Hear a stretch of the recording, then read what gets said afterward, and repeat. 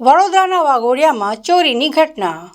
અંબે માતાના મંદિરમાં માતાજીના આભૂષણ શણગારની ચોરી. વાઘોડિયા જીઆઈડીસીમાં આવેલ ડોમેક્સ ચોકડી પાસે આવેલ ડીકેએસ ઓર્થો એન્ડ શર્મા ફાર્માસ્યુટિકલ કંપનીના મંદિરમાં ચોરીની ઘટના બનવા પામી. ફાર્માસ્યુટિકલ કંપનીની બાજુમાં આવેલ અંબે માના મંદિરમાં માતાજીના શણગાર આભૂષણોની ચોરી કરી ચોર પલાયન થયો. ગત મધ્યરાત્રિના સમયે ચોરની ગેંગ ત્રાટકી હતી.